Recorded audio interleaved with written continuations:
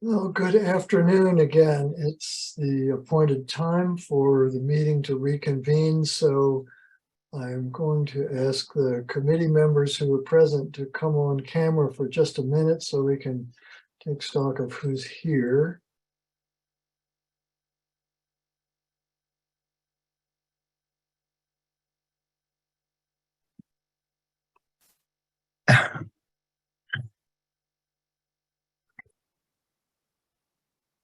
All right, looks like we may be missing one or two, so we'll wait for just a minute before we reconvene.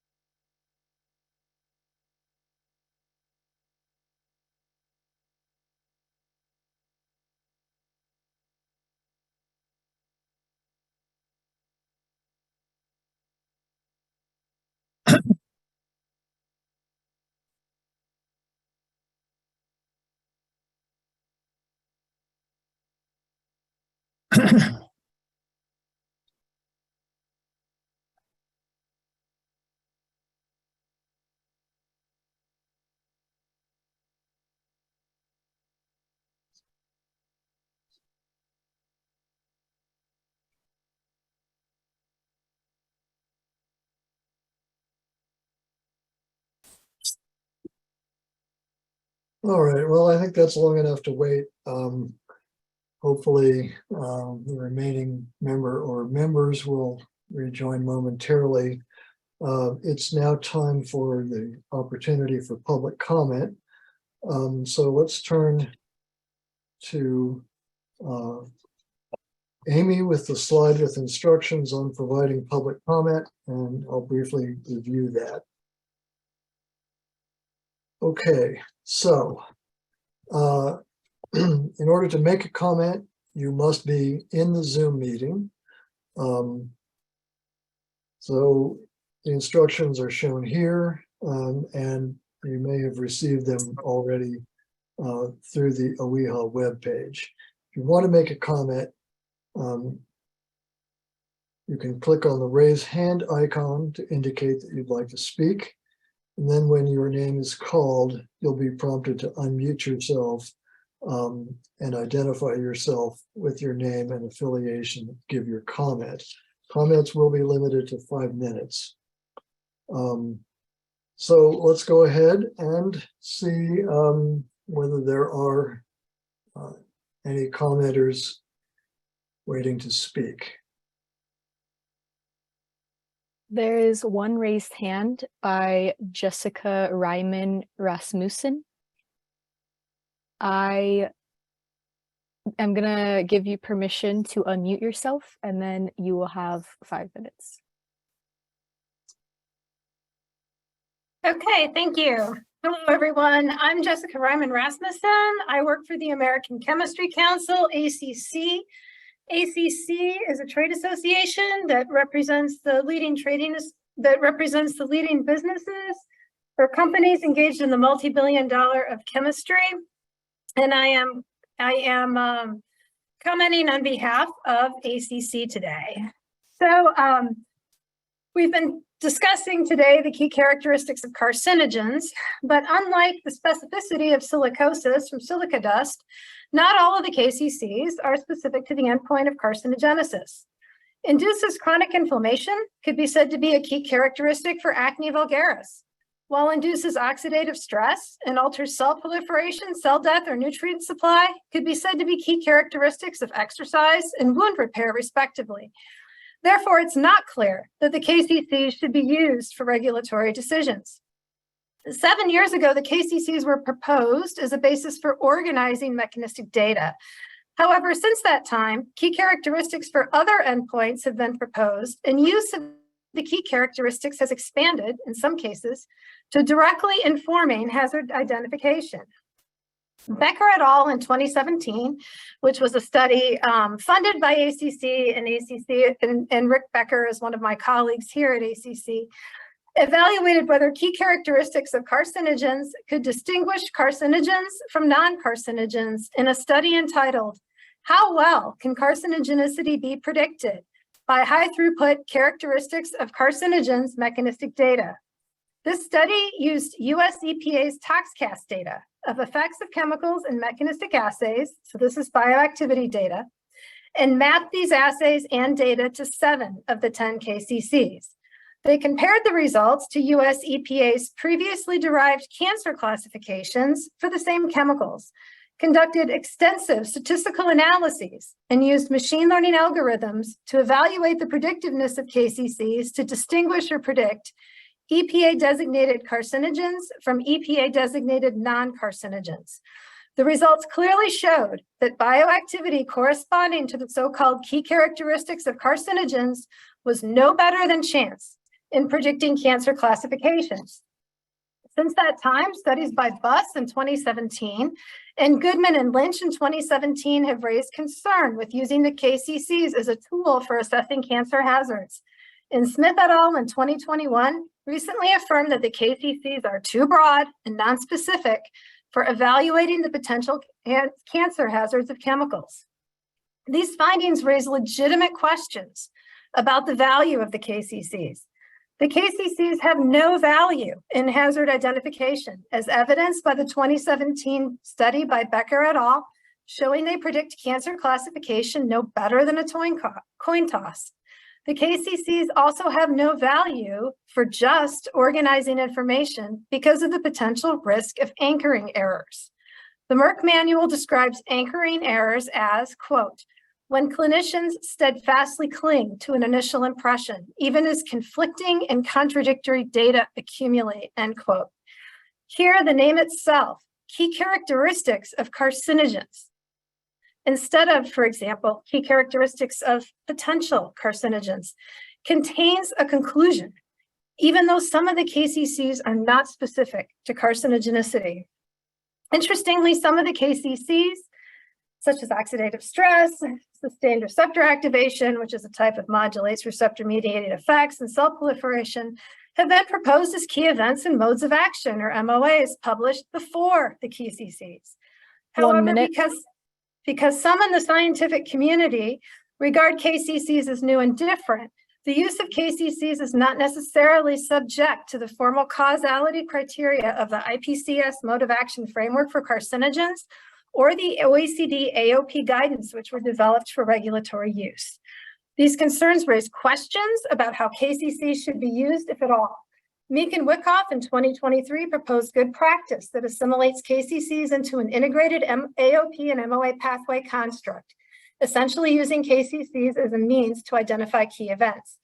This is consistent with earlier conclusions in Becker et al. In 2017. For incorporating mechanistic data into cancer hazard evaluations, we specifically recommend adoption of the AOP or MOA framework that articulates toxicity pathways comprised of sequences of key events, starting with an initial molecular event, followed by a series of key events linked to one another, ultimately resulting in a specific adverse outcome. In closing, we encourage the CIC to conduct its own risk assessment benefit of the regulatory use, given the concerns we've noted. We appreciate the opportunity to comment.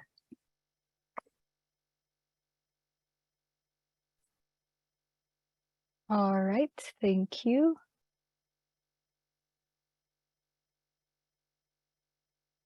I don't see any more hands raised.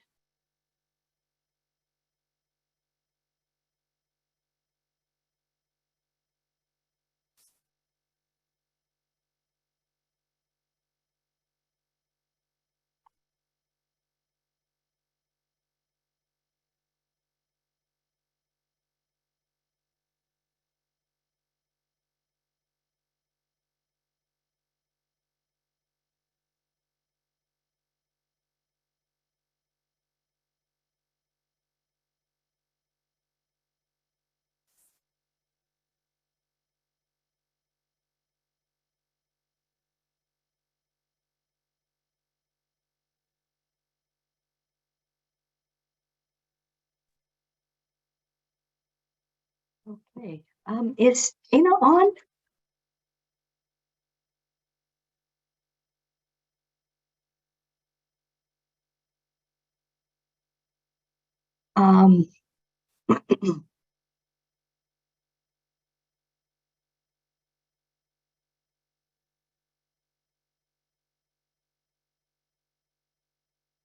And if not, I wonder if any of the speakers have anything they would like to say in considering the public comment, or and then maybe the committee. I appreciate Dr. Reimer Rasmussen's comments. I think I already provided very similar points without seeing actually her written comments. All of the papers that she mentioned were already included in my presentation. I did not have a specific point-by-point response. I just wanted to add one thing, which is I agree that tox gas data by themselves cannot be used to predict anything. But this is, again, not how key characteristics are being used. They are used to organize all of the evidence available, including ToxCast. And as I have showed you in my analysis, ToxCast data are useful to show that the key characteristic is actually not involved. So for completeness sake, they are incredibly useful, but I am not aware of a IARC monograph working group reaching a conclusion about strong key characteristic using ToxCast data alone. Again, as just recalling reading through these 19 monographs and all of the things, I don't believe I have encountered such a case. So it's a very useful analysis, but it's an analysis that is really, irrelevant to the information that I presented.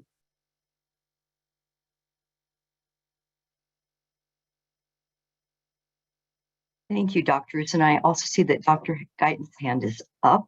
So if you'd like to comment. Yes, thank you for the opportunity, and I really appreciated these comments and perspective.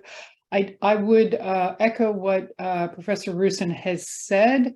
The Becker et al. Publication, which we have read with great interest, really concerned that ToxCast data.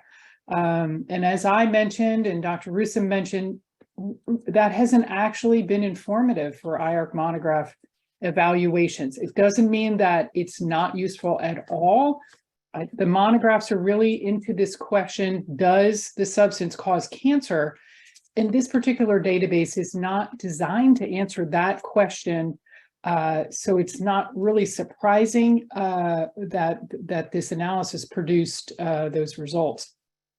I do think it highlights some opportunity that several of us highlighted for future progress to develop assays that are much more aligned with the KCs and really begin to explore how they can be exploited in different types of experimental systems, including in epidemiology studies. As I mentioned, I think occupational cohorts are a great opportunity and perhaps not as tapped as they might be, given all of the concerns Dr. Loomis raised about the changing landscape of what those exposures are and the types and the natures of the studies.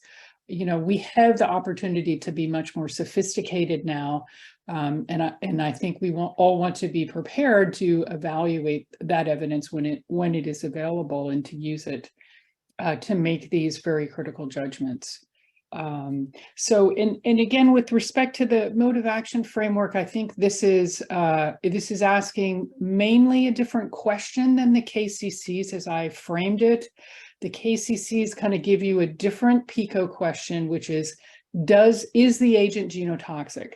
That's really, it's a much simpler question than what is the flow diagram, if you will, from exposure to outcome. That is a much more complicated question, and the KCCs intend to kind of break that down.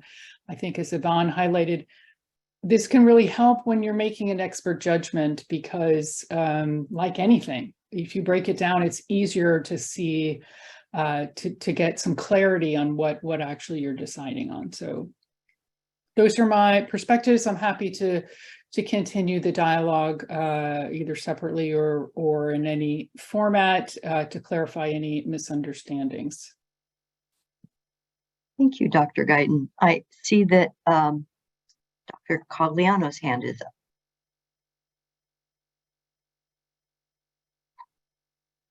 up. And you need to unmute.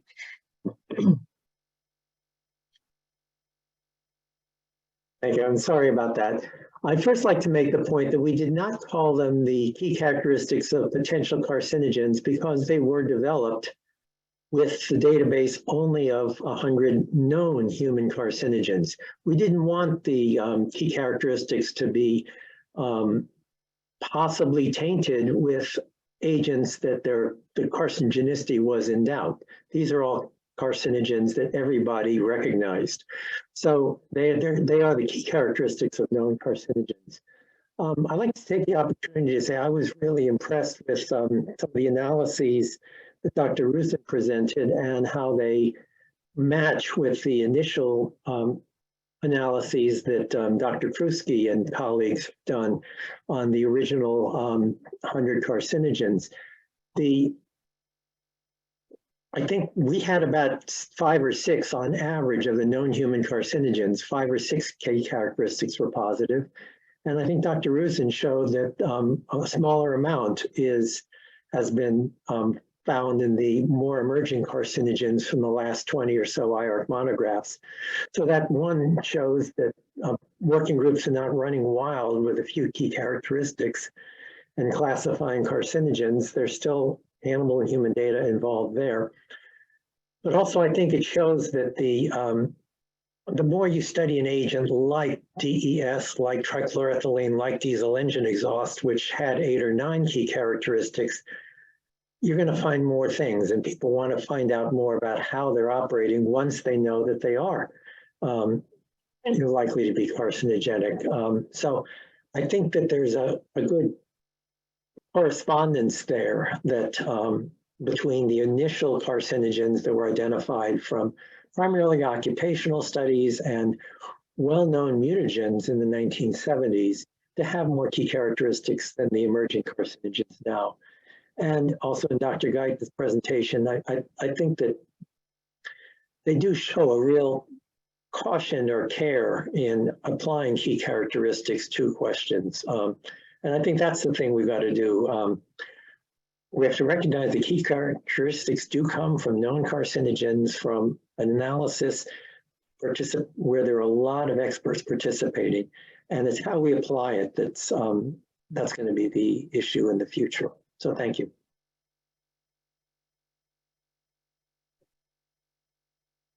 Thanks, Dr. Cogliano. I see that Dana's connecting to audio. So, sorry, Dr. Loomis is connecting to audio. So hopefully he will join us shortly. Maybe if we could just take a little pause for a minute or two and try to get him online.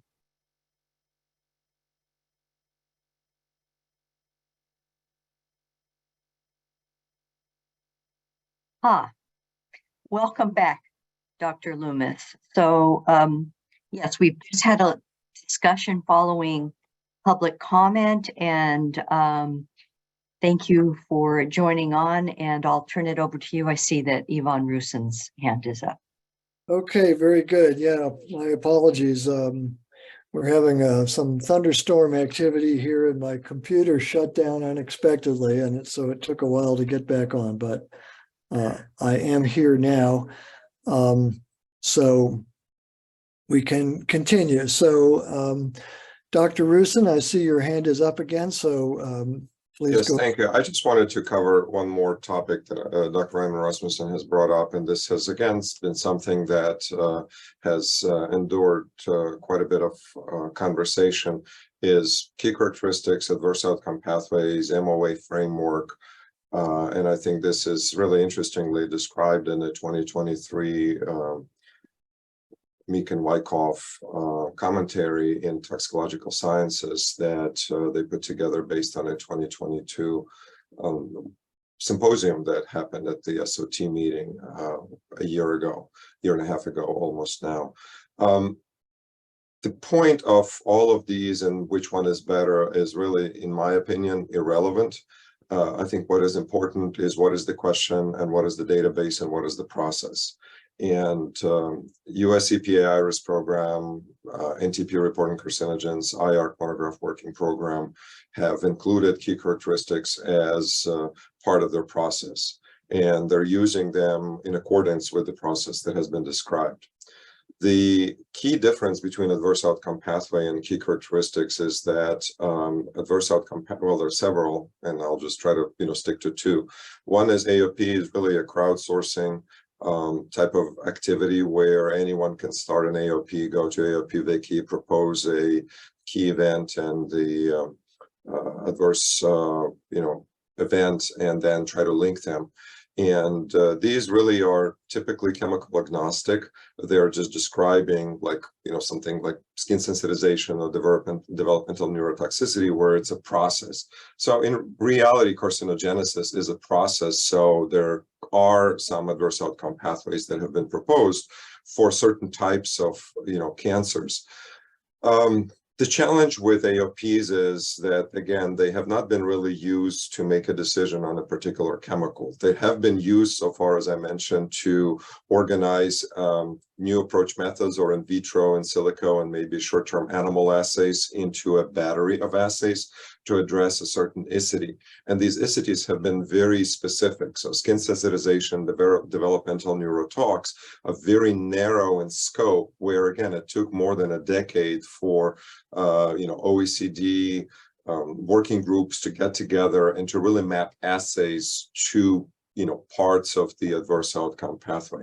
And this perhaps can happen for cancer overall, or for organ-specific cancers, or for cell-specific cancers of different organs. So, for example, in breast cancer, the luminal, the basal, the HER2 positive and negative, and ER positive and negative. And for those, perhaps adverse outcome pathways can be built.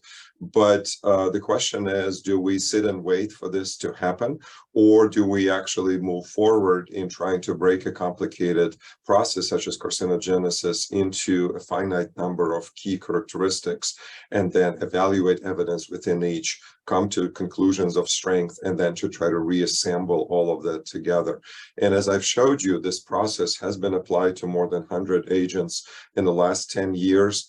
And to my knowledge, AOPs really have not been used in any particular decision.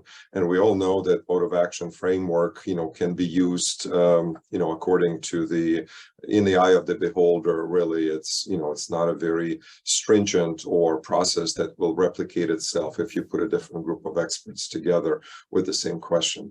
The strength of IARC experience is that there has been 73 and now more and counting agents evaluated by different experts using the same framework. And the analyses that we presented really shows the patterns. And in my opinion, those patterns are not concerning to me from a point of view of some sort of a bias or something like that. So hopefully that's what the CIC will take away from it, rather than to look for a better way to do things. Unfortunately, there is not a better way. There are different ways, but those other ways really have not been applied as much as key characteristics in trying to do systematic review type analysis.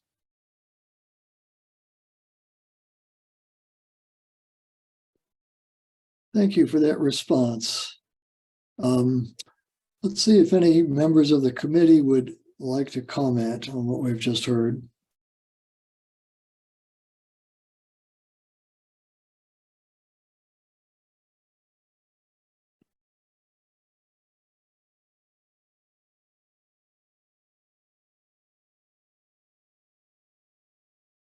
Dr. Guyton. Yes, and I would certainly defer to any committee members, but, I think perhaps maybe either from Dr. Loomis or Dr. Cogliano, in your experience at the monographs, these classifications that emerge are not linked always to a specific cancer type. So we know that there are many, many different types of cancer. I talked about breast cancer now being the leading cause. And it is not one disease, it's many, many, many different diseases, and we see that. But if we compare that to, let's say, an epithelial tumor, like a colon tumor, it is really going to have a different type of classification. And I think the key characteristics are kind of endpoint free, if you will. So you're able to make a classification from animals that is not necessarily going to say this agent causes or might cause lung cancer or this cancer or that cancer. We do not have that ability today. And generally that's coming more from the epidemiologist. So I don't know, Dana, if you wanted to comment on that. Well, the whole notion of specificity and causation is pretty interesting, actually. And, I think perhaps there's a philosophical desire to achieve specificity and causation, but we don't often see that except in infectious disease, which is a special case because the whole nomenclature and taxonomy of those diseases was completely redefined after the development of microbiology. So our understanding of causation of those diseases can be specific because that's the way we define them to be. But I think, we don't even see that with great clarity in terms of cancer epidemiology. I think one of the comments that was made earlier, which I would echo, is that most of the carcinogens discovered in the first 40 years of the IARC monographs turned out to be lung carcinogens. And I don't think that's necessarily because, that's a unique causal pathway. I think it has more to do with the properties of lung cancer and the nature of exposure in the places that the studies that identified those carcinogens were being conducted. So I don't think we should make too much out of the search for specificity, either in the type of outcome that's associated with a certain exposure or in the association of cancer with particular key characteristics. It doesn't seem to me to be a weakness that the key characteristics are not specific.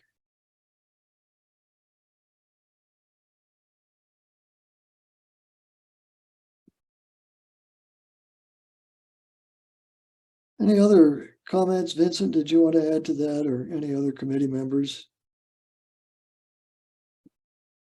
No, I don't think I have anything to add to that. I think those are very good points you made, particularly with the older carcinogens from IARC. They are a very different subset than the carcinogens that are emerging today. Yeah.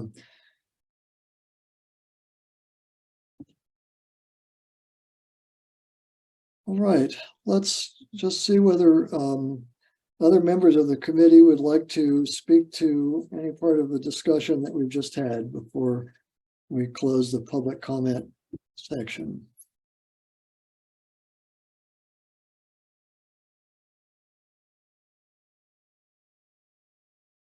Okay, my understanding is that there are no other public comments.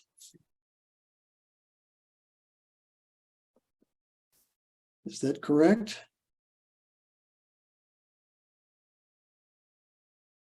There are no other raised hands for public comments. Very good. So at this point, we will close the public comment opportunity and move on to the next agenda item. But the agenda indicates a break at this time. Seems like we just had a break, so I'd like to take the opinion of the committee and the staff members about whether we should proceed for a little bit and then take a break later. Yes, I think it's fine to take a break later. And I would just, ask if there are any additional questions or discussion with our speakers. And if not, I think we can thank them unless they would like to stay for the discussion of the analysis of cancer data. But I appreciate the opportunity, but again, if there are any follow-up questions, please do feel free to ask and by email or any other means. So thank you. Thank you. Likewise, and I appreciate the opportunity to visit with you all today. It's been a pleasure. yes, and on behalf of OE, I'd like to thank you for joining the discussion and your presentations and the great discussion. So thank you. Thanks, Kate and Ivan. Thanks to both of you. Enjoy the rest of the day. Very good. So let's move on to the next agenda item, analysis of tumor data from animal carcinogenicity studies. I will turn the floor back to Dr. Cogliano for this one. Thank you very much, Dr. Loomis. So we're going to be discussing in the next hour or so a few topics pertinent to the analysis of animal tumor data. At OEHHA, we evaluate a large number of chemicals, and we wish to be able to compare data sets, to compare tumor types within a chemical, to compare different sexes, strains, and species, and even to facilitate comparing across chemicals for California EPA regulatory offices, which sometimes have the mandate to choose the safest chemical for a particular application. So to facilitate these comparisons, we strive to have standardized methods. And for consistency and transparency, these methods are described in OEHHA guidelines, which were developed with knowledge of what was also happening at the US EPA, at the NTP, and at IARC, and at other places, authoritative places that do these assessments. These guidelines describe a framework for data analysis that tries to make good use of all available data. They describe general methods that can be applied to the generally available data set, but also that allow for a series of reasonable contingencies to be used when data are less than ideal, so that the analysis can proceed in the face of less than perfect data. So the next, you're going to hear examples of some of these contingencies. For example, what happens if we have less than ideal information on the number of animals at risk in an experiment, or we have less than ideal information on the appropriate comparison group. So I'd like to introduce our first speaker, Rose Schmitz from OEHHA, to talk about some of the issues in animal tumor analysis. Rose. Thank you, Vince. Good afternoon, everybody. Today, Dr. Hsieh and I will present a few topics related to animal cancer bioassay data as they pertain to OEHHA's hazard identification documents. I'll begin by covering some of the scientific principles we consider when we analyze animal cancer bioassay data. I'll then discuss a few of these principles in more detail, specifically how tumor incidences are presented, including the use of effective number in the denominator, and the statistical tests used to determine significant increases in tumors. I'll also touch on the concept of multiple comparisons before breaking for clarifying questions. Dr. Hsieh will conclude this portion of today's presentation by discussing considerations about controls in assessing treatment-related effects, including the assessment of rare tumors, before breaking for clarifying questions again.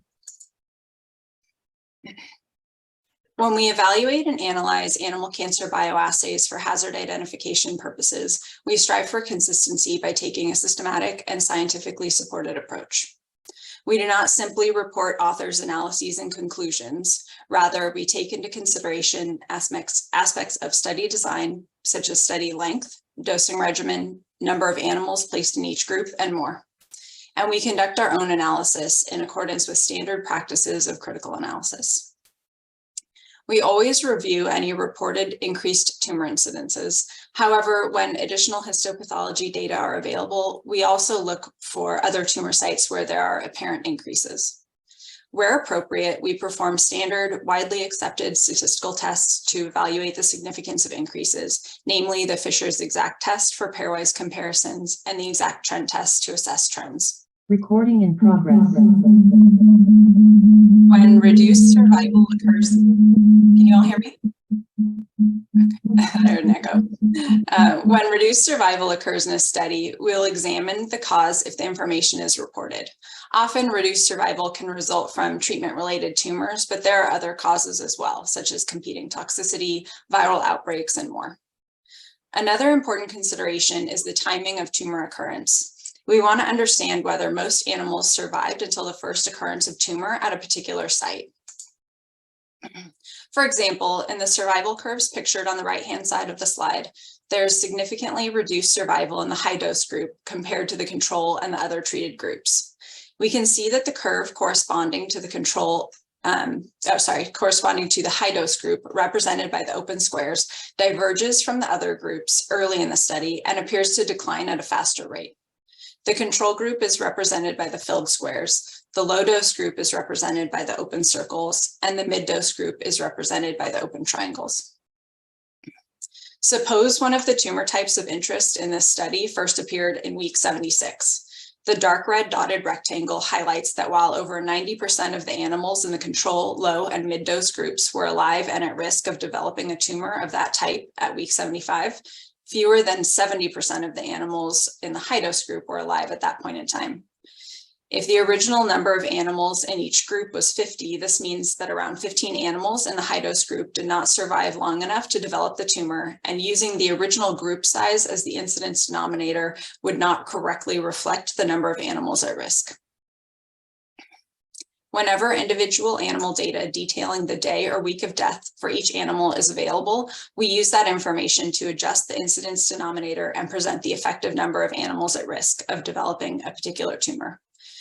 This is a more precise representation of the fraction of animals at risk than simply using the original group size for the incidence denominator. As I just mentioned, whenever possible, tumor incidence for a given tumor type is expressed as follows. The numerator is the number of tumor-bearing animals in a given treatment group, and the denominator is the effective number of animals for that group. That is, the number of animals alive at the time of first occurrence of the tumor and examined at the site. One of the key factors that affects how we're able to present data in hazard identification documents is the level of detail of the data we have access to. For example, NTP, through the Chemical Effects in Biological Systems database, makes available individual animal data. However, we often don't have access to such detailed data from studies reported in the literature. When information on time of occurrence of tumors or time of death is not reported, OEHHA may report denominators which reflect the number of animals examined at the site if that's provided by the study authors. Other times, the number of animals in the treatment group is used as the denominator. OEHHA will always provide a table footnote clarifying the type of incidences presented, and the definition of effective number is consistent with the IARC preamble. Like NTP, many US EPA programs and IARC, OEHHA uses the one-sided Fisher's exact test to assess pairwise significance between the control group and each treated group. To assess the significance of dose response trends, OEHHA has long used the exact conditional Cochrane-Armitage trend test. Under the null hypothesis of no effect, it's assumed that the standard Cochrane-Armitage test statistic is asymptotically normally distributed, and this is reliable when sample sizes are large and balanced. With the availability of improved computing power since the original derivation by Cochrane and Armitage in the 1950s, Williams showed in 1988 that the exact conditional Cochrane-Armitage test is robust to small and/or unbalanced sample sizes, such as those frequently used in animal cancer bioassays. Modern statistical software programs such as SAS and R contain built-in functions to run the exact conditional test and obtain its p-value. And the exact p-value is calculated using an algorithm developed by Mehta and colleagues in the Biostatistics Division of the Harvard School of Public Health in 1992. The concern of multiple comparisons in statistical testing has been raised in the past as it applies to the pairwise and trend tests performed by OEHHA. I want to start by clarifying that it's not OEHHA's practice to perform statistical tests on an exhaustive list of species, sexes, dose groups, and sites. For example, in analyzing a typical NTP report, roughly 480 tests could be performed. However, OEHHA does not conduct anywhere near that amount. We perform tests for sites where an increase is apparent, which is typically a handful of tumor sites, if any at all. That being said, when we analyze animal cancer bioassay data, oftentimes we're conducting significance tests in multiple treatment groups, multiple tumor sites and types, and sometimes for multiple points in time. Anytime we make simultaneous inferences about a data set, the type 1 error rate increases, meaning the chance of observing a false positive result increases. There are different techniques that can be used to control the type 1 error rate. However, these are not commonly employed with animal cancer bioassay data. In a 1983 paper, Hsieh pointed out that most tumor types have a low spontaneous frequency, and thus for these tumor types, false positives are unlikely to occur. Even regarding tumors with higher background rates, which may be more prone to false positive results, significance of pairwise comparisons of tumor incidences and significance of dose response trends are not the only considerations when assessing a compound's carcinogenicity. Some of the other considerations Hsieh mentions are biological relevance, genetic toxicology, and more. Furthermore, Rusin, Chu, and Wright highlighted in their 2020 letter to the editor of Toxicological Sciences that it has not been demonstrated that the current widely accepted methods of unadjusted multiple testing lead to a substantial false positive problem in analysis of animal bioassay data for carcinogenicity. Acknowledging these considerations regarding multiple comparisons, OEHHA has long performed unadjusted testing of animal cancer bioassay data in its hazard identification documents, and in doing so takes the same approach as many other organizations that assess chemical carcinogenicity. OEHHA's hazard identification documents summarize the available data pertinent to a compound's carcinogenicity in a standard and widely accepted method. The committee members, as experts in carcinogen identification, are able to make their own determinations as to how much weight to place on the significance of the tumor findings. Now I'll take a break for any clarifying questions.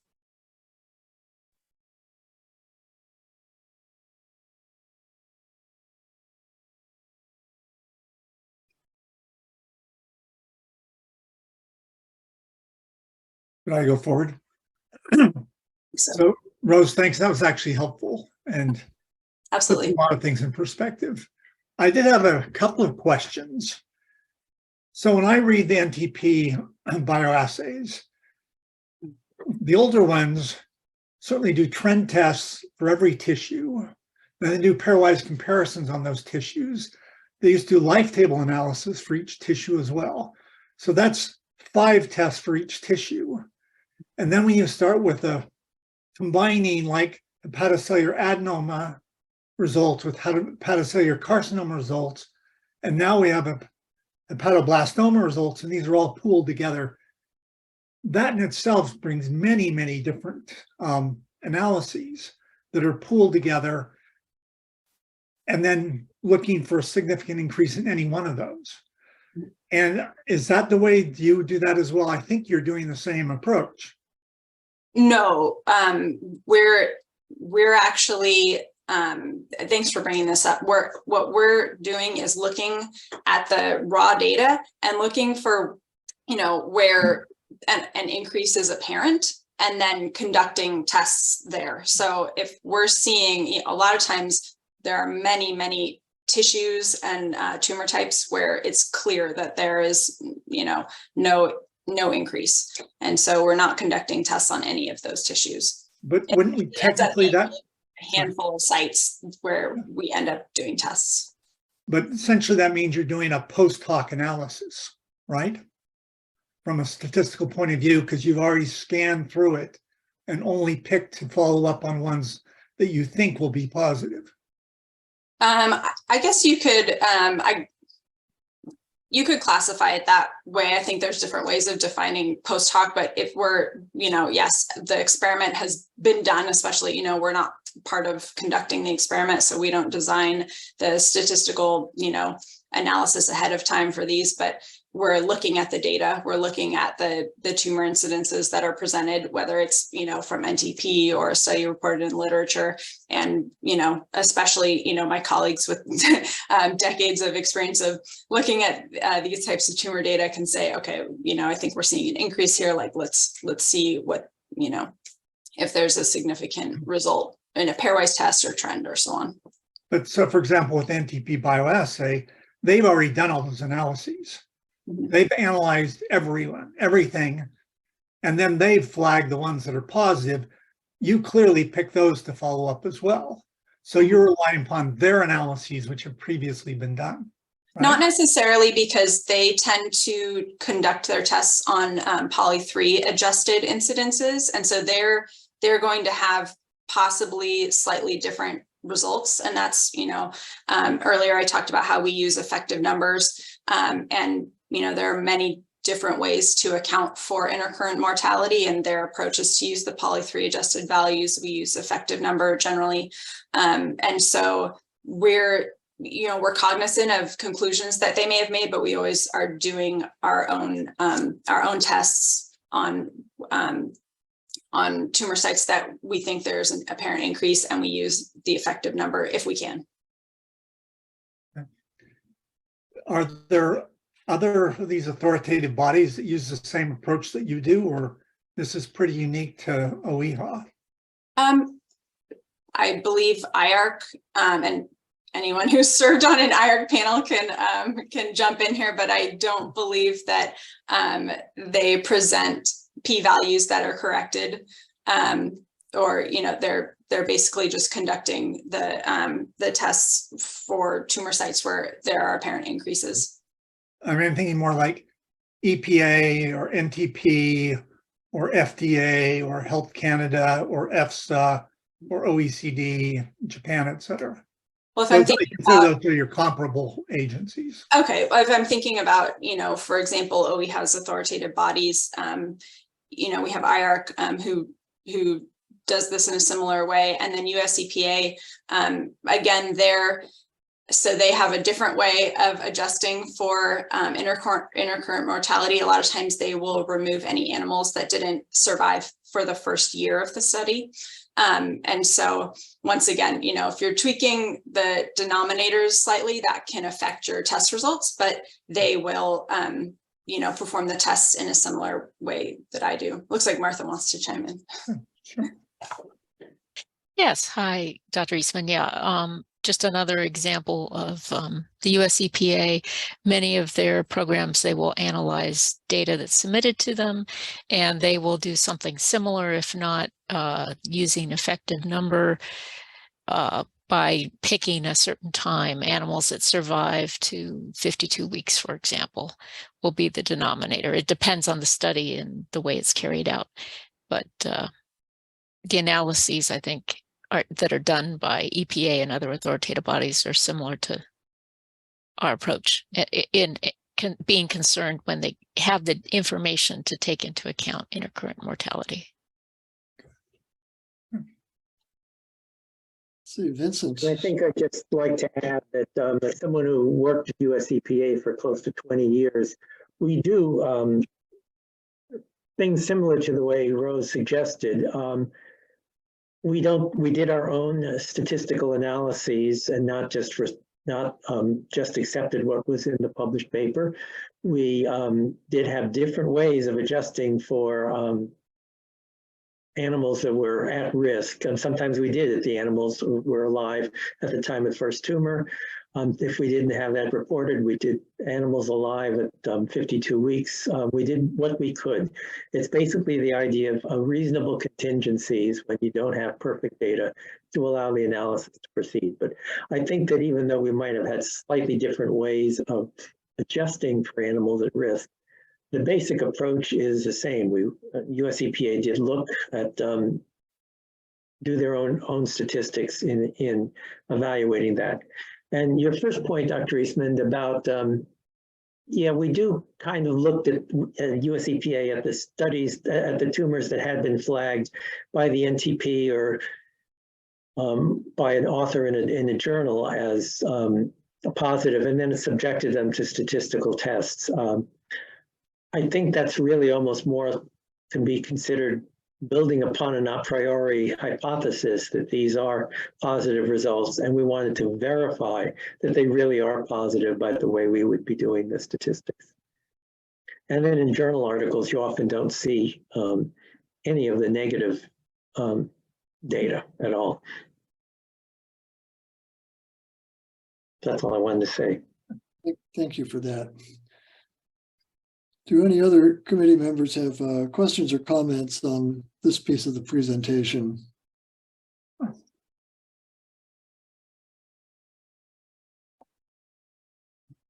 I have another quick question.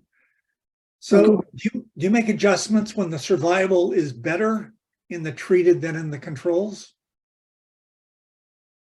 No, we calculate effective numbers. So, and when we are looking, for example, at, liver adenomas. Does Martha, do you want to answer this instead? I see you raising your hand there. I'll just jump in just to speak specifically to the question, are we doing some adjustment for when treated live longer than controls? By the effective number approach, it's agnostic as to what the treatment group is. You're looking across the experiment and in, a single species and sex, when was the first occurrence of the tumor that you're looking at? Let's say it's a liver tumor and it's a carcinoma. Then you apply that day the first liver carcinoma was observed in any of the groups, the controls or the treated groups in that experiment, to determine what the denominators are for each group. Okay. And Rose, if you want to add something, please go ahead. No, that's what I was just going to say. Basically, we're looking at all of the groups together, and we, with the control and the treated groups, and taking that, first occurrence and applying that number to all of the groups. So as you said, sort of an agnostic approach. But I can't remember the chemical this came from, but the idea is that cancer is a disease of old age. If the treated live longer and are more healthy than the controls, that's basically going to give you essentially, they're going to have a higher likelihood of developing tumors in the treatment than in the controls. And that's why I asked this. It's not a real common occurrence, but I remember it coming up once or twice in the past.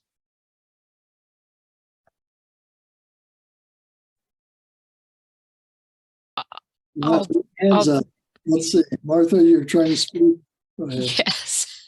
So if there's a true clear difference, and for some reason the controls are living much longer, and it is a tumor associated mostly with old age, yes, there are some specific ways that we can analyze that. It happens very infrequently, but if it does occur, that can be taken into account. I'm thinking all the way back to 1998 right now on a particular chemical, but Maybe, yeah. All right. Let's see if there are other questions from the rest of the committee. Dr. Landolf, I think you had your hand up first. Thank you. Yeah, I wonder if you'd comment on something that I've seen for many years, and that's that we rarely get repeat experiments within the same lab, let alone between labs.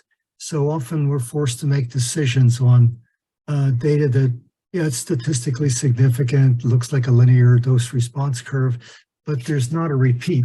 And that's always kind of bothered me, but I know these experiments are so time consuming and expensive, and they last such a long time. By the time you send out the histopathology, you're talking about 5 years shot and over $10 million. So it's really precious data, but it's difficult to get repeats. Sometimes you just don't see them very frequently.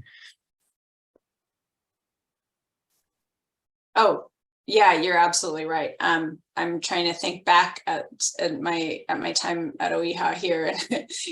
We not sure I can think of one where we've had, an experiment that was, replicated. But, it's another reason why we're saying, that the animal cancer bioassay data is just one part of the picture that we're presenting to you all in the hazard identification document. And so, we kind of, it's almost like that is a limitation. It'd be great if we had unlimited time and resources to really conduct, repeated experiments, especially times when there's problems like, if the MTD was exceeded or something like that.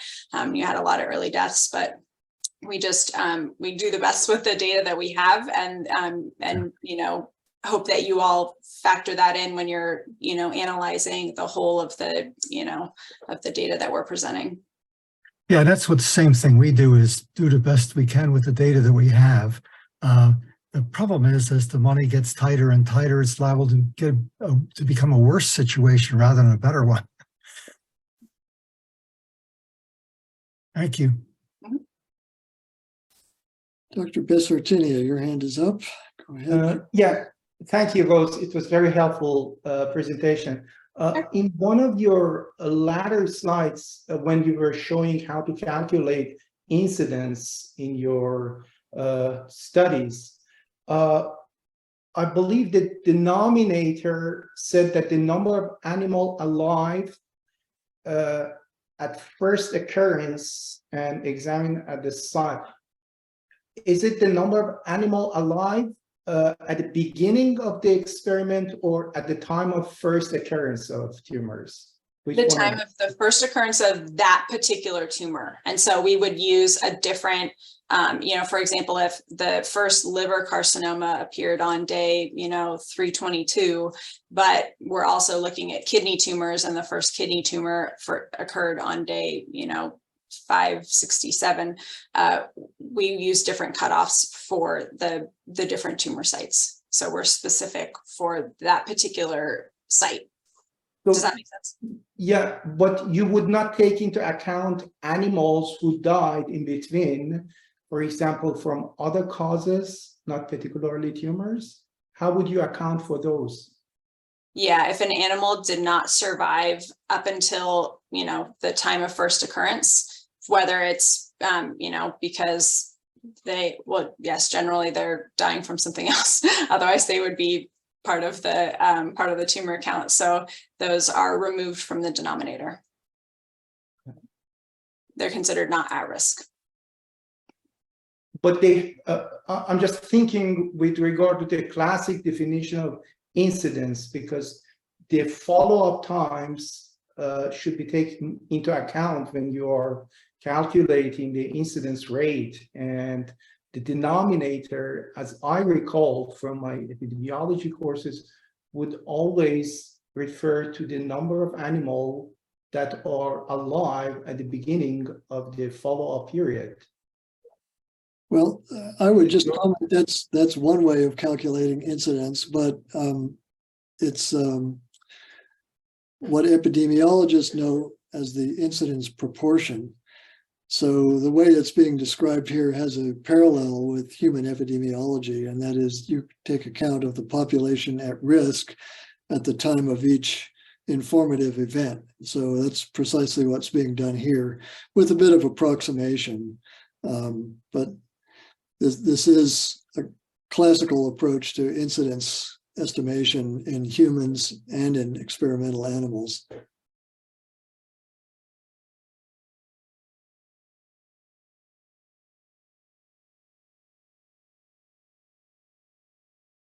Does that answer your question?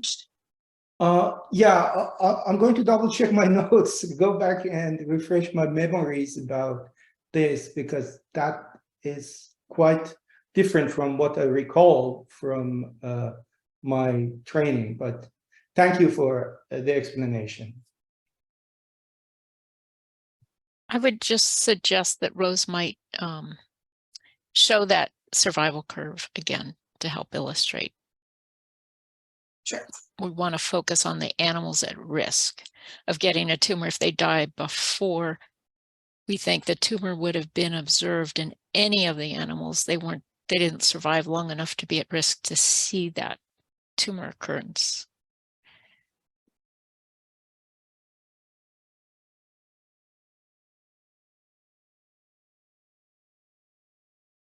So that area in the red box is what's known as the risk set. And in this particular instance, the risk set is defined at the time of the first tumor occurrence. But we could actually define a risk set for every tumor and then repeat those calculations, and the entire incidence estimation would be based on all of those risk sets. Precisely. All right, Dr. Bush, let's go to you. Just a minor comment and kind of following up on this. So what we often see in the HID that you produce is combining different tumor types of the same organ. And when you're doing that, your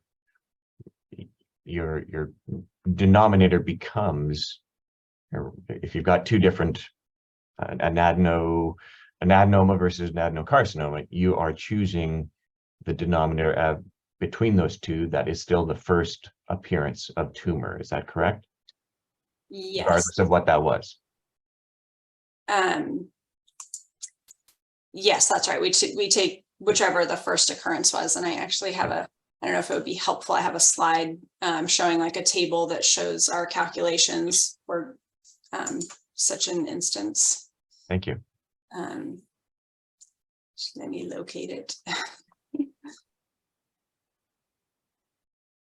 I hope I'm not hijacking the conversation.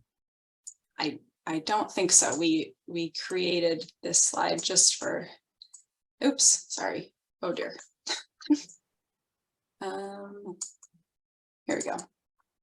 And hopefully it will show, here we go. And let me make this a little bit larger. So here we can see if we're looking at lung tumors, this was from our Tumor and HID. We had adenomas that were first observed on day 558, and then carcinomas that were first observed on day 716. And then if we're looking at the combined incidence, then we take the first occurrence, if that makes sense. And you can see there's not, you know, as you guys probably are aware, we don't take a straight sum. There was clearly an animal here who had an adenoma and carcinoma. We don't double count. Thank you. That's exactly what I was saying. So appreciate it. Yeah, no problem. Okay. Oops.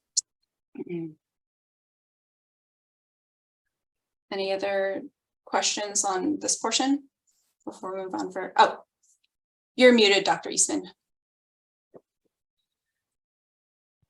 Oh. You have your hand up again, Dr. Eastman. I don't know if it's again a new question or. Oh, it is a new question, sorry. And my mute was on.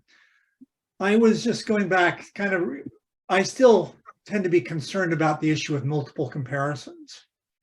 So on that example there, in that one table, there are basically 1, 2, 3, and then times 4 statistical tests. So there's 12 statistical tests on that one table, correct?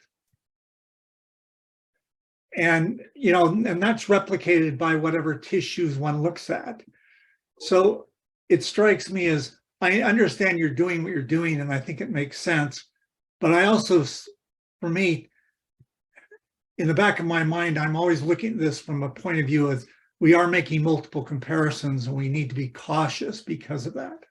And that, are there any things you do specifically to protect against multiple comparisons?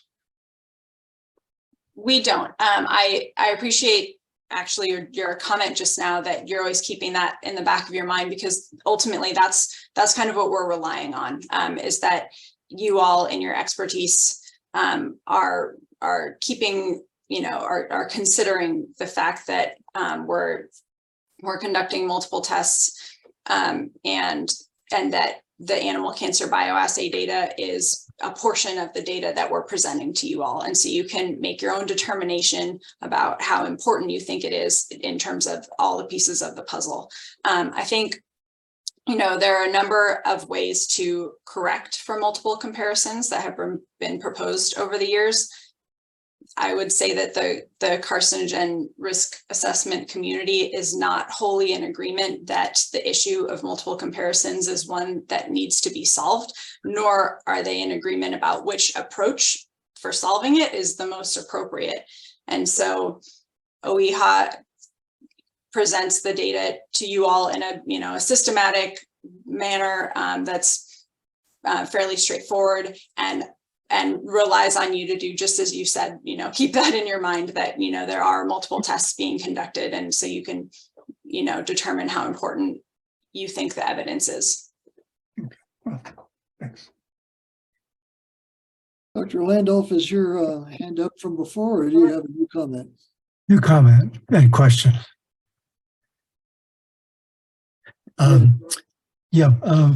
So Rose, I just was thinking about that curve you showed where the survival is perturbed, where you have the control, and then that one, that's it exactly, and then you have the low dose, the survival going down, and in the mid dose it's going up, and then the high dose it's going down again. So that'll really screw your dose response curve up. So when we're looking at these tables, and trying to make decisions, how do you account for that type of a thing when we were looking at the tables? Do you put any footnotes in there for us to help us out? What do you do? Or is there nothing you can do? I will pass this question to either Mung or Martha as to how differences in survival are discussed in the HIDs. Thank you so much. And the reason I bring this up is because, of course, replicate experiments are fantastic. We like to have that, and we love to have dose response if we've got it, as a further serious criterion that the agent is causing the effect. But when a dose response gets screwed up, then it starts to draw some questions in your mind as to what the heck is going on. Yeah, I can try to answer this, and maybe Dr. Sandy can add more. Just because the low dose and mid dose have different survival from the control doesn't mean the dose response curve is being altered. As you can remember, we are using week 75 as the cutoff for the effective numbers. And the animals survived to after week 75 are considered at risk. And they were examined at this particular site. So they would be considered in the denominator. And dying a week early or later after week 75 does not necessarily mean they will change the dose response curve and the final incidence. And also they may have died with tumor. So that would be one denominator and one numerator contribution for the animal. But as long as they survive to the first occurrence of this tumor, they are being considered. They're not being censored. So that would not affect the dose response curve. In the HID, we do note survival differences. We lay out how significant the differences are, and we give you the body weight change and food consumption, like obvious signs of toxicity. So in cases where the dose response curve does look unusual, it may go up a little bit for the low dose, it may go down for the median dose, and then it may go up again. Is that just statistical fluctuation and inability to get enough animals to measure the endpoint accurately? Or what would cause that? There may be a number of reasons that cause the altered dose response. It will be reflected in the trend test p-values. And if we can find an obvious reason, parent reason to report, we would try to present it in the document. But there could be a number of factors that cause this. For example, the altered animal body weight can often affect the spontaneous tumor rate. So if the dose response is a little bit aberrant, as long as the trend test is pretty good, then you would accept that as evidence of causation. Is that correct? I think I'll jump in if I can. So, Dr. Landolf, we try to, we review critically the bioassays, the studies, whether they're published in the literature or they're in reports. And we try to summarize them in a helpful way for the committee in our hazard identification documents. We also provide you with the references, the studies themselves, if we have them. And so we do, as Mung just said, we do give general comments about the study. Were there differences in survival between the treated and controls? Were there differences in body weight or in drinking water consumption or diet or things like that? Were there other toxicities that were obvious that were reported? What are the known limitations reported? for these studies, if there are any. We try to give you that information that we think might have impacted tumor response and that you should be able to take into consideration. But we cannot tell you, we often do not know how to explain a dose response that's seen, and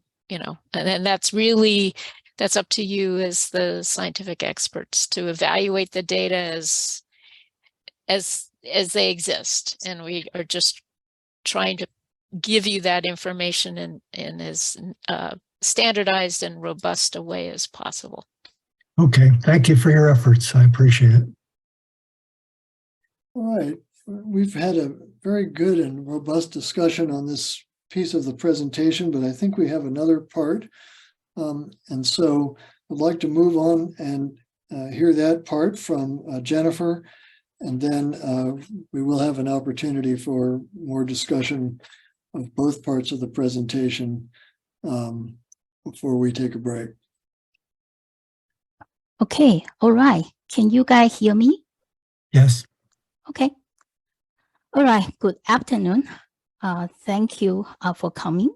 Now we will consider or discuss the consideration about controls when assessing animal carcinogenicity study findings.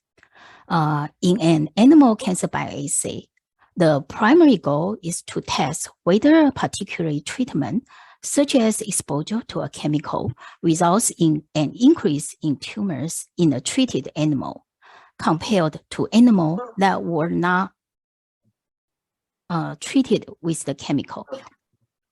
It's important that the study include a concurrent control group where animals are maintained and treated under the same conditions, except for the chemical of interest. It's a general accepted principle that the concurrent control group in an animal cancer bioassay is generally the most appropriate comparison group for statistical analysis and assessment of treatment-related tumor. This statement is supported by the IARC preamble and other agencies such as US EPA, FDA, and NTP agree with IARC on this matter. Next slide, please.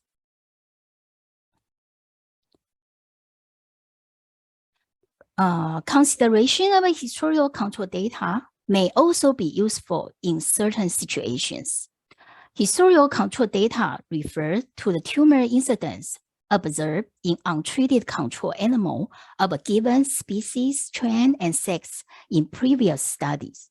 For example, NTP compile and maintain historical control database specifically for the study NTP has conducted organized by animal species, strain, and sex. Other laboratory, animal supplier, and organization can also be source of historical control tumor incidence data.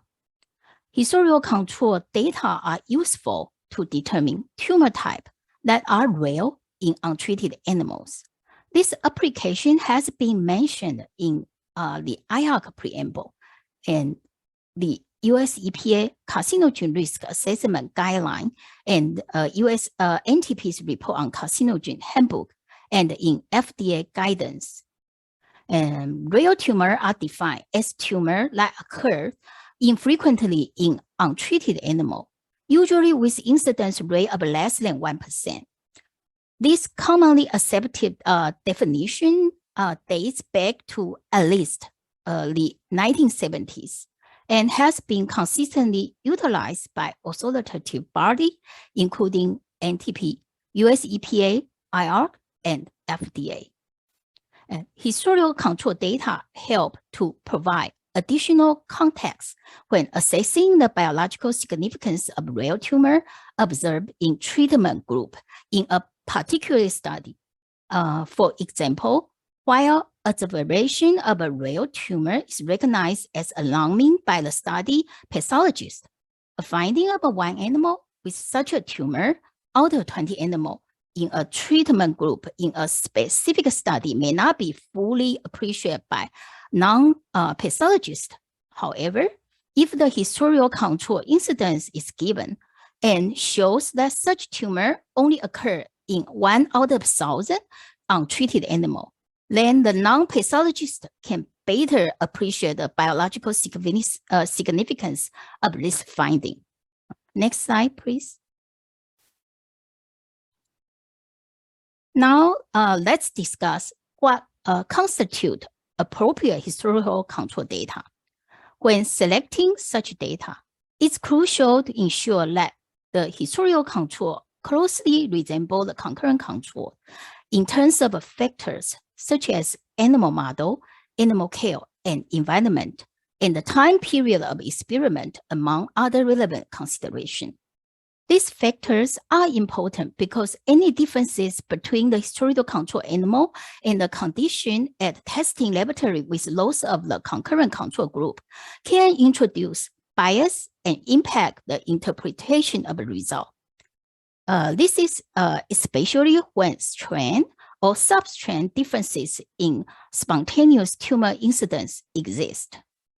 The IARC preamble states that historical control should be selected to resemble the concurrent control as closely as possible with respect to species, sex, and strain, as well as other factors such as basal dial and general laboratory environment. And the US EPA Carcinogen Risk Assessment Guideline notes that when utilizing historical control data, the most relevant data come from the same laboratory and the same supplier and are gathered within 2 or 3 years, one way or the other of the study under review. This approach helps to avoid issues such as genetic drift, which can occur over time within animal strain or colony, and discrepancy in pathology examination at different times and in different laboratories. Other considerations include ensuring compatibility in terms of the route of the administration and the length of the experiment. The NTP historical control database takes this factor into account in presenting and organizing the data. And overall, historical control data should be used with caution due to potential impact of differences in laboratory procedure, animal management, and environmental condition over time, which can significantly affect the occurrence of tumor in control animals. OEHHA adhere to the best practice for employing historical control data and utilize rigorous and appropriate criteria to select the historical control data in evaluating findings from cancer bioassay. Next slide, please. So now, let me provide you an example where historical control data will prove useful in determining the real tumor and treatment-related tumor size. As shown here, in OEHHA's nitroglycerin HID released in 2015, we presented 3 full stomach squamous cell carcinomas in male mice in the high-dose treated group from the study by Stubbing and Coase 1997. Since there was no laboratory historical control data available from the testing laboratory, OEHHA relies on historical control data from NTP studies conducted between 1990s and 1996, as reported in Hsieh et al. 1998. The historical control data were chosen based on the same species, strain, sex, length of experiment, route of administration, compatible basal diet, compatible general laboratory environment, and the study being conducted close to the time period of the Stubbing and Coase study. As a result, full stomach squamous cell carcinoma was considered rare and treatment-related in male B6C3F1 mice with a historical incidence of 1 out of 1,355 or 0.1%.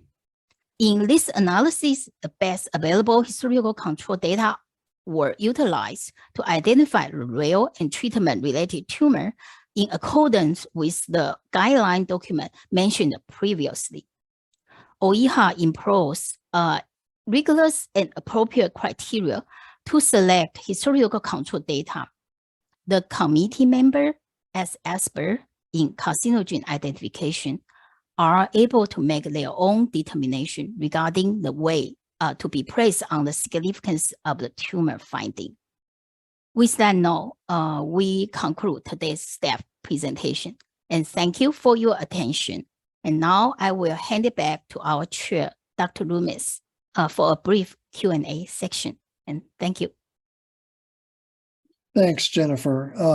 Yeah, let's see if there are some brief questions from the committee on this part of the presentation.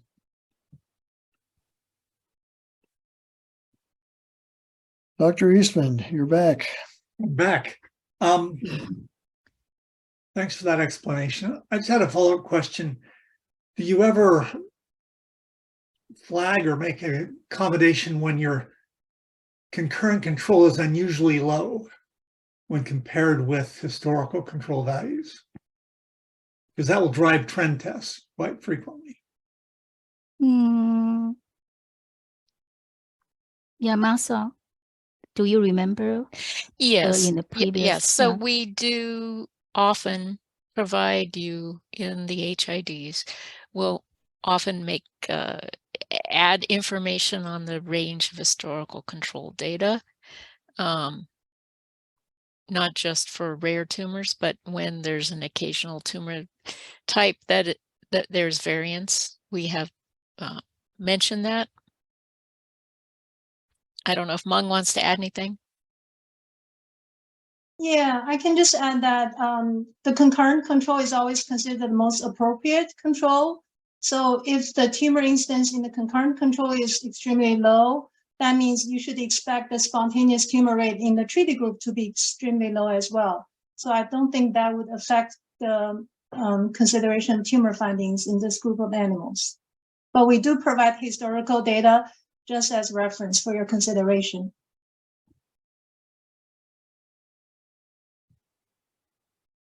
Are there other questions or comments from the committee?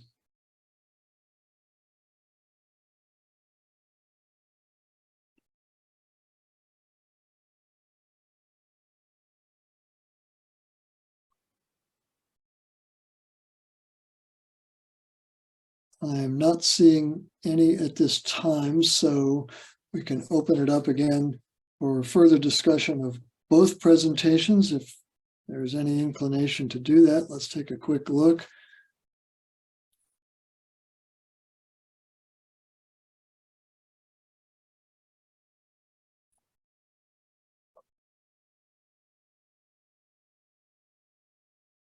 Okay, it appears there are no other hands raised. So we've had a far-reaching and very thoughtful discussion of these two presentations. Given that we didn't take our break earlier, I would propose that we do that now,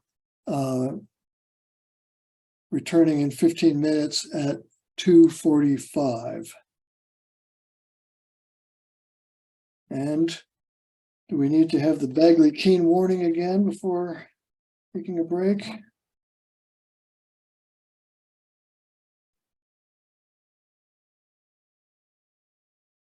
Hi, sure, one more warning wouldn't hurt. So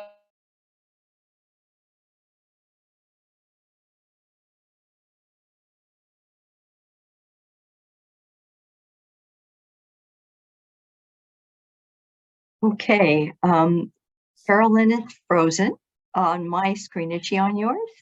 Yes. Okay, so I don't know if Christy is here as backup. Christy Moore. Christy, if not, I am. Okay, so great. Do you want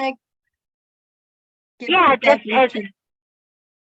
Just so everybody remembers not to discuss the contents of the meeting while you're on break with any of the committee members. That includes via email, text message, phone calls, anything that could be construed as a serial meeting. Thanks so much. All right, thank you. And back at 2:45.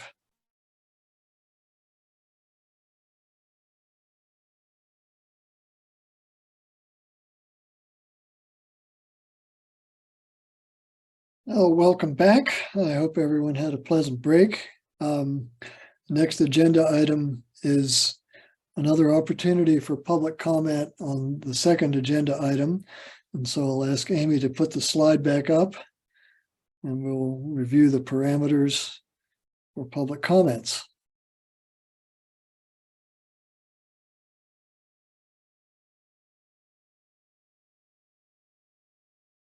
So, as it says here, members of the public who are logged into the meeting have an opportunity to comment on this agenda item.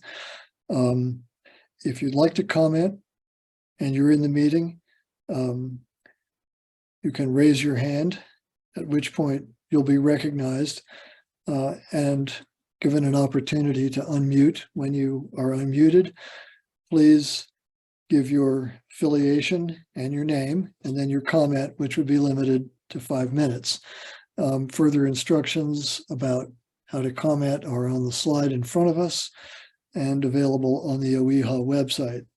So at this point, I'll ask if there are any raised hands from the public.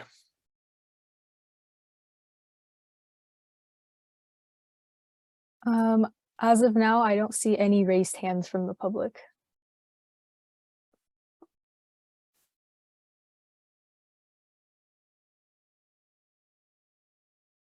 Okay, well,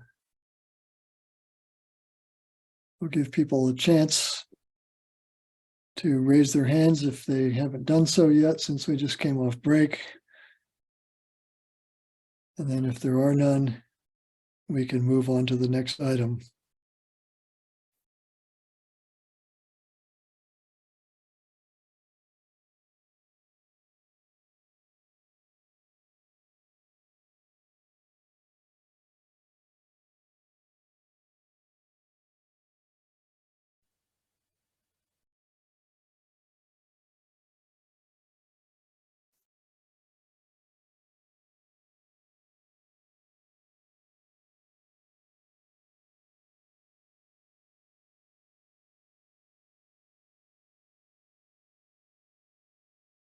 Well, it appears there are no public comments on this agenda item.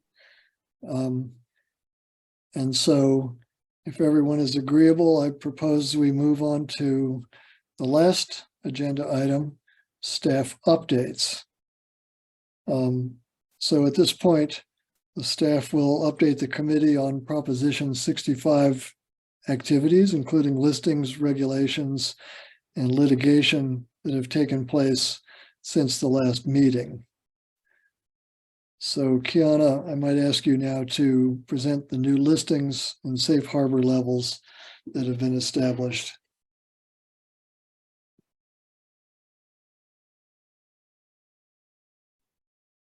All right, thank you, Dr. Loomis. I will be providing you with an update on important Proposition 65 developments since the last CIC meeting.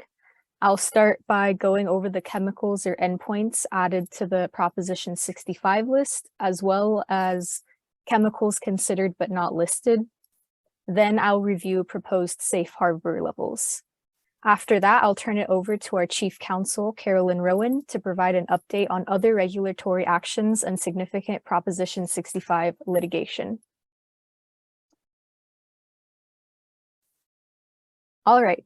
Since the committee's last meeting, 5 chemicals have been added to the Proposition 65 list.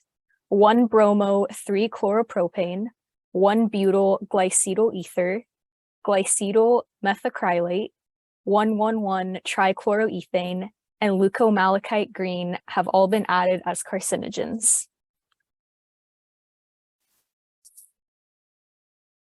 Antimony trivalent compounds were considered for listing as causing cancer under the labor code mechanism based on information from the Lancet Oncology article summarizing the IARC working group's evaluations. However, after careful review of the recently published IARC monograph on antimony trivalent compounds, this group of chemicals was found not to meet the criteria for listing. And for this reason, we will not proceed at this time with the listing process.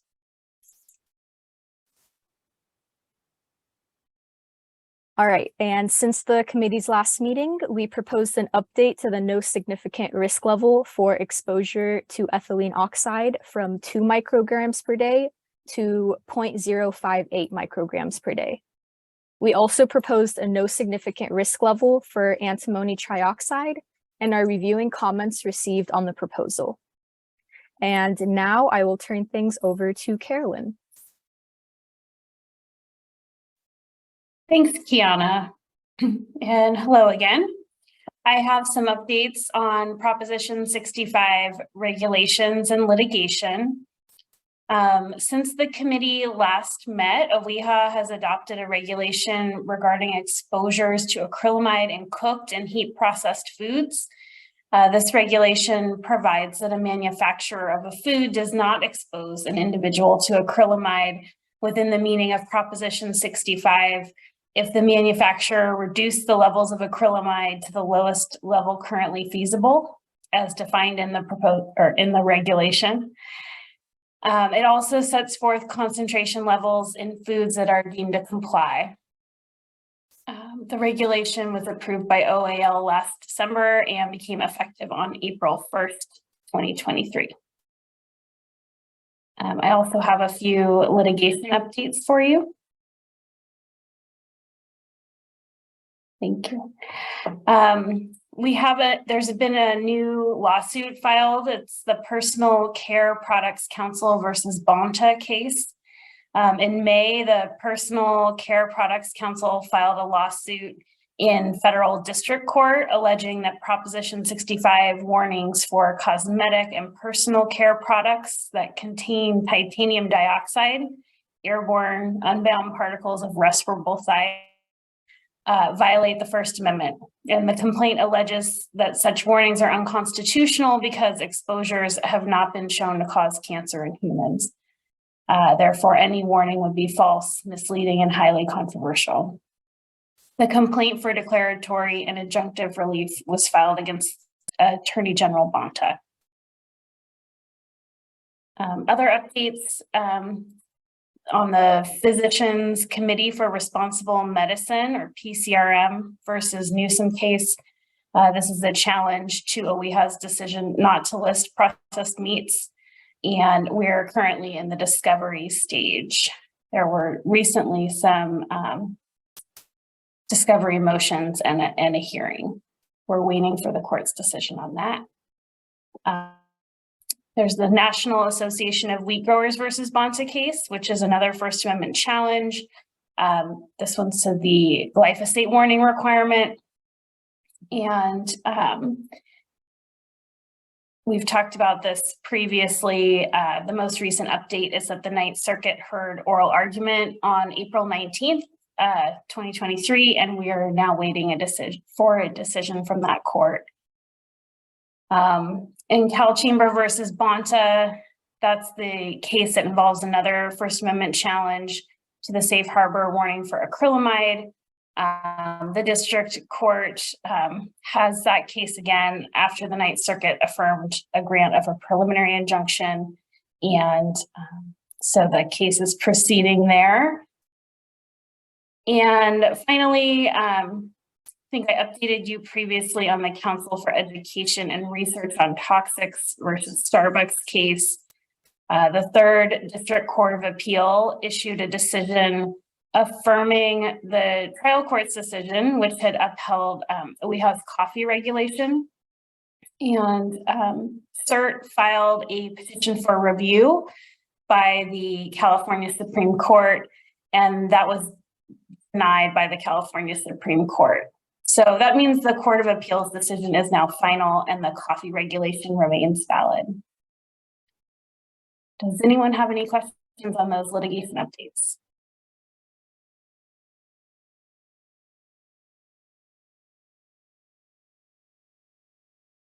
Dr. Landoff. Oh, you're on mute.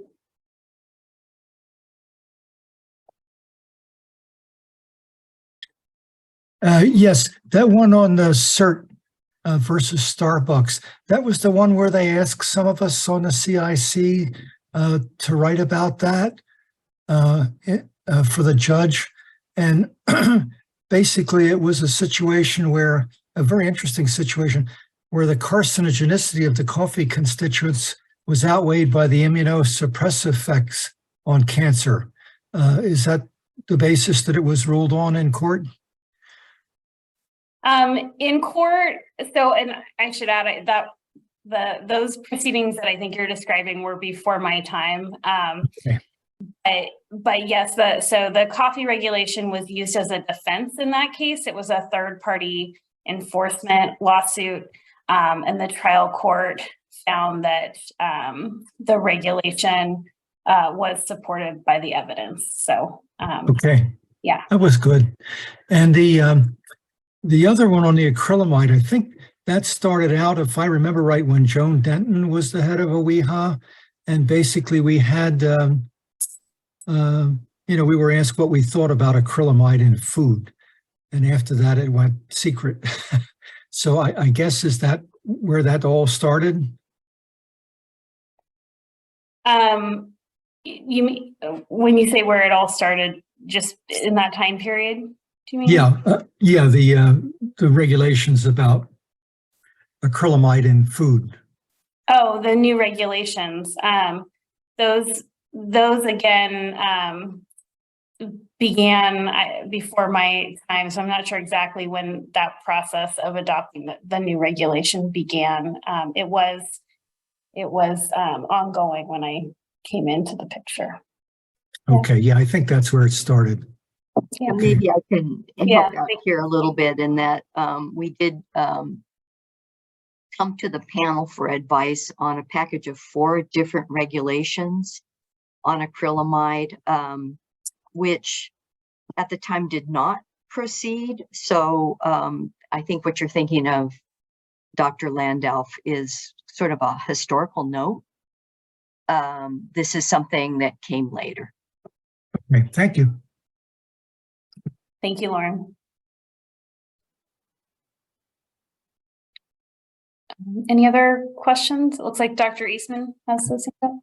Yeah, I have a question. This is just a general one I make at most meetings is, over time we've been told to hang on to our copies of materials related to some chemicals that are under concern for litigation. We never seem to be told when we can get rid of them. If there are things that we no longer need to keep, or if you could let us know what we need to hang on to, that would be helpful. Because I mean, these are binders that we have sitting around. It would be helpful to know. Thanks. Sure. Yes, I definitely appreciate you being careful about that and matters that might be under litigation hold. So we can provide maybe an update on the litigation hold list for you. Thank you. Thank you. Any other questions? I can only see a few people at the top of my screen.